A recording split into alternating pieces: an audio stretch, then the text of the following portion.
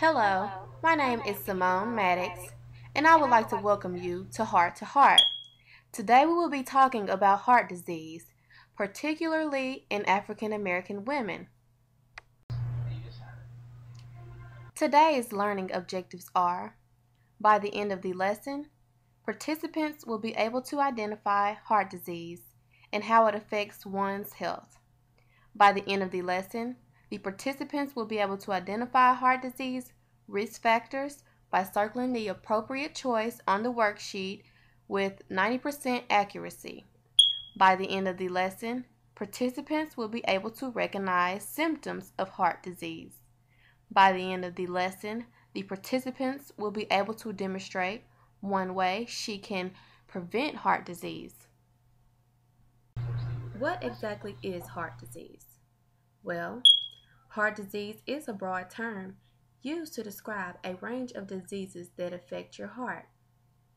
There are various diseases that fall in the category of heart disease, and these diseases are diseases of the blood vessels, such as coronary artery disease, heart rhythm problems, heart infections, and heart defects that you're born with. The term heart disease is often used interchangeably with cardiovascular disease. Cardiovascular disease generally refers to conditions that involve narrowed or blocked blood vessels that can lead to heart attacks, chest pain, or even stroke. Other heart conditions, such as infections and conditions that affect your heart muscle, valves, or beating rhythm, also are considered forms of heart disease. Heart disease is the #1 killer of women in the United States. Every year, Americans suffer more than 1.5 million heart attacks and strokes. In fact, heart disease kills more women each year than all cancers combined, and yes, that includes breast cancer. Now let's take a moment to test your knowledge. Question number 1. Nearly blank of African American women have some form of cardiovascular disease that includes heart disease and stroke. A, 10%, B, 23%, C, 48%, D, 59%.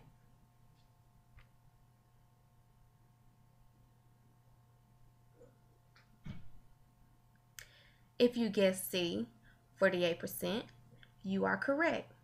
Nearly 48% of African American women have some form of cardiovascular disease that includes heart disease and stroke. Now let's take a look at question number 2. True or false? African American women are at greater risk of heart disease than any other ethnic group.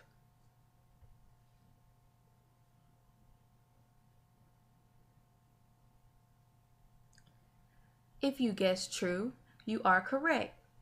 African American women are at greater risk of heart disease than any other ethnic group. This is where I would take 10 minutes to answer questions and go over any information previously discussed to ensure all of my participants achieve my first objective, which is to be able to identify heart disease and how it affects their health. Now let's discuss the risk factors of heart disease. As you may know, some risk factors for heart disease are controllable and some are not. Uncontrollable risk factors include your age.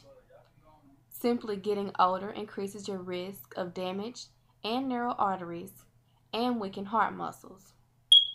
Also, a family history of heart disease, especially if it runs in your family. And let's not forget race. Despite of the uncontrollable risk factors, there are many factors that can be controlled, such as high blood pressure. Uncontrolled high blood pressure can result in hardening and thickening of the arteries, narrowing of the vessels through which the blood flows. High cholesterol can increase the risk of formation of plaques and atherosclerosis. Excessive weight, lack of physical inactivity, and uncontrollable diabetes typically worsen other factors. Smoking nicotine constricts your blood vessels, and carbon monoxide can damage their inner lining. An unrelieved or uncontrolled stress in your life may damage your arteries. This is where I would take 10 minutes to play a memory recall game. The instructions are as follows. I will divide the participants into groups using the numbering off technique. Each group will get a worksheet with a list of words faced upside down with the pen. And I will give them 10 seconds to circle as many risk factors of heart disease as possible that were discussed. I will collect the worksheets and review them. The group with the most and correct number of risk factors will win a prize. I intend on my participants collaborating as a group and working together to achieve the learning objective number 2, which is to identify heart disease risk factors by circling the appropriate choice on the worksheet with 90% accuracy. Now let's discuss the symptoms of heart disease. You may be wondering if it's anything like the dramatic scenes we see on television. Well, let's find out. There are a variety of symptoms that you should be aware of. The most common include chest pain or discomfort, angina, shortness of breath, a fast heartbeat, weakness or dizziness, nausea, and even sweating. Let's take a look at this short video. This is where I would present a short 15-minute educational video on the major warning signs and symptoms of heart disease.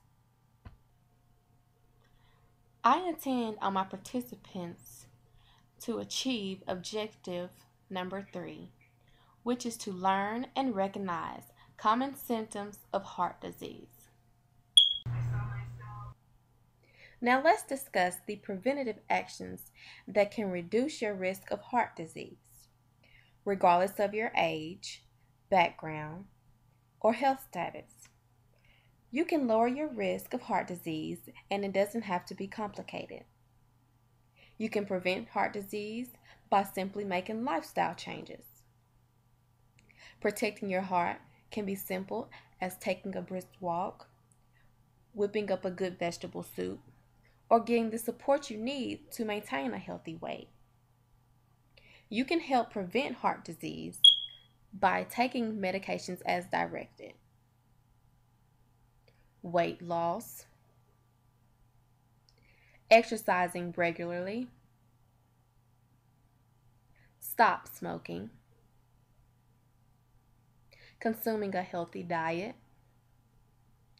and also seeing your doctor regularly. This is where I would pass out a scenario and question worksheet, following with a discussion about the overall program session. The instructions are as follows.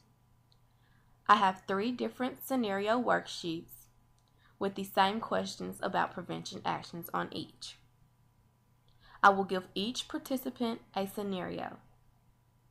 Each participant is to read their scenario to themselves and answer the questions following. After everyone is finished, I will collect them from the participants. Then I will read each scenario aloud, and we will discuss the answers of each as a class.